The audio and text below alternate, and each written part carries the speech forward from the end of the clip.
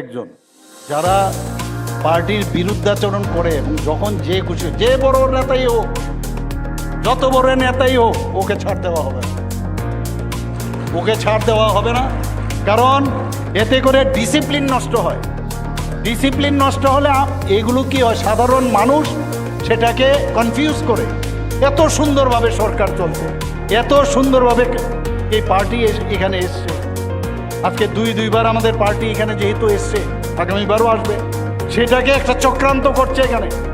এই ধরনের লোকের মাধ্যমেও টেরও পাবেন না আপনারা কিভাবে স্লো পয়জনিং করে এই ধরনের একটা বিভ্রান্ত ছড়ানোর জন্য এরা করছে।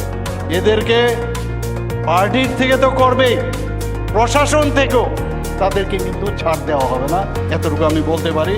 এবং সেটা যেদিন হবে সেদিন এই যে পার্টি এবং প্রশাসন দুটো মিলে আমরা এই দুই জায়গার থেকে একসাথে যখন করব, আমি নিশ্চিত যে মানুষের মধ্যে তো আস্থা আসবে, পার্টির মধ্যে একটা আস্থা আসবে, একটা ডিসিপ্লিন তৈরি হবে এবং মানুষ তখন বলবে, আরে ভারতীয় জনতা পার্টির, এই দেখ ভারতীয় জনতা পার্টির একজন কার্যকর্তা যাচ্ছে, সাবধান।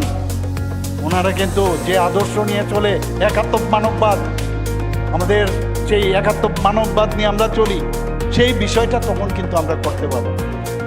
আর যারা ওই পয়সার জন্য এই পার্টিতে এসছে বা পার্টি করবে, তাদেরকে চিহ্নিত আমাদের করতে হবে, যে পার্টিরও। আমি আমাদের পার্টির বলছি না, কারণ এটা একটা ক্রনিক ডিজিজের মতো, কিন্তু ক্রনিক ডিজিজ। কাজে ক্রনিক ডিজিজ আপনি জানেন সহজে যায় না, এটাকে ইম্পুটেশনও লাগে, কিন্তু মাঝে মাঝে ক্যান্সারের ইম্পুটেশন লাগে, তারপর তাকে কেমোথেরাপি দিতে হয়, রেডিওথেরাপি দিতে হয়, নানাভাবে দরকার পড়লে দেবো আমরা।